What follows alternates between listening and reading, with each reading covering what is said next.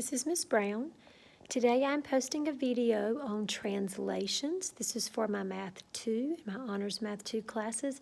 If you were not able to join me this morning on our live Google Meets, then this is a video that you can watch to help you understand the lesson. First of all, a translation is the first type of transformation that we're going to study, and maybe you remember in middle school having heard this called a slide. This is when you have figures that are actually congruent. That is a vocabulary phrase called rigid motion. It means that you can move something, you can slide something in this case, without changing the size or the shape. The size and the shape remain the same. Now, there's a couple of very important things that I need you to know about translations. There's several different ways that we can write this. The notation for a translation is a capital T followed by the numbers in which you're going to slide this on the X and the Y axis. In this particular example, I have a 2, 3. That implies, if I were going to say this in words, that we're going to slide to the right 2 and that we're going to go up 3. Just like an ordered pair, you always have the X coordinate before the Y coordinate. Remember, if I come over here and look at a grid, the X coordinate is the horizontal axis that goes from left to right. So it makes sense that if you are moving right, that would be a positive X. If you are moving to the left, that would be a negative X. The Y-axis is the vertical axis. So if you move up, those are positive Y's. If you move down, those are negative Y's. So when I see this notation here, this is basically saying you're going to do a translation where you go 2 to the right and 3 up. Remember, the first number is how you move on the X-axis, so that controls right and left. The second number controls the Y-axis, which is up and down. Not only can you see a certain notation, but you also may see this symbol. These are called vectors. Instead of parentheses like ordered pairs, these vectors have these sharp edges here. So this is a vector that still represents 2, 3, which still means right 2 and up 3. This is another way that you may see this written and know that that is a translation is when you see it in vector form. The third way we will see this written is as a rule. What we see here is X and Y as an ordered pair is going to yield or change. So we're going to put this arrow here.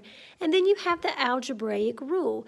The X coordinate, you're going to add 2. That's going to shift it to the right 2. The Y coordinate, you're going to add 3, which is going to shift it up 3. Okay, so you should be able to take a notation, a vector, and this rule and realize what it actually means in words if you were going to tell me.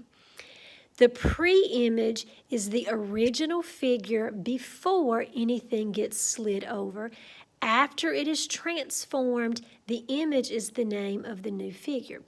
Now what we're going to do is actually apply this transformation here. We're going to use the translation vector 2, 3, meaning we're going to take all of the X coordinates and add 2, which is going to shift it 2 spaces to the right. And we're going to take all the Y coordinates and add 3, which means we're going to shift it 3 units up. If you will look at the worksheet that I've provided here, this is just an example. We have triangle ABC. Now, as we reviewed yesterday, you know where the locations of all of these points are. Point A is located at -2, -2. This is down in the third quadrant. Point B is located actually on the Y-axis. Point C is located down here in the fourth quadrant. I have drawn the original figure, which is our pre-image, in blue. So we're going to use the translation vector to change this. So I'm going to do my new image in red. So after we do everything using the translation vector 2, 3, I'm going to take every point and I'm going to slide 2 spaces right and 1, 2, 3 spaces up. Now when I name this new point, I can't call this point A because clearly point A is down here at -2, -2.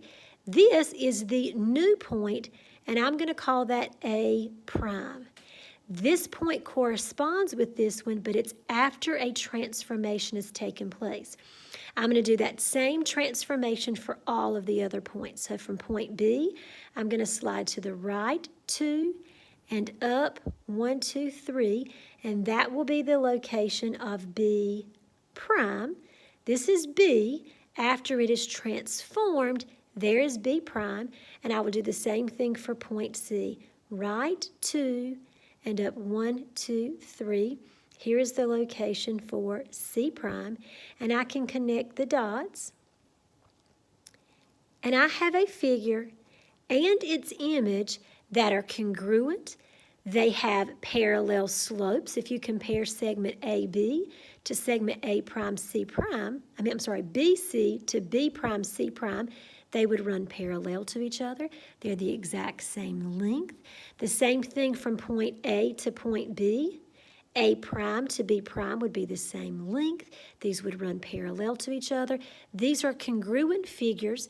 This is called rigid motion because it did not change its shape or its size. Now, the last thing that I want to show you is an activity on Delta Math, and I'm going to go through this one with you as well. This is just to kind of walk through to make sure that you've got this stuff down pat. So here in this assignment, they want us to take this quadrilateral and to translate it 2 units left and 1 unit up. Now this time, since we're going to be moving to the left, this would be denoted by a negative x because you're moving left instead of right. But we're still going to go up 1 unit. Now what the assignment has us do is to draw the vector from the origin. So what I'm going to do here is I'm going to click on that origin there, and I'm going to go 2 units left and 1 unit up.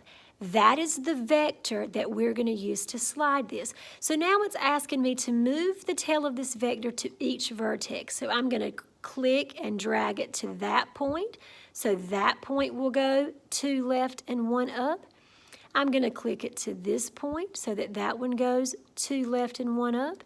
I'm going to do the same thing for vertex number 3 and vertex number 4. Once I release, you can see this entire pre-image has translated or slid to a new spot. So I'm going to click submit, and I got a green check. Let's do a new problem. We'll do one more together. We're going to go 2 units right and 5 units up this time. So it asks us to draw the vector 2 units right, 5 units up.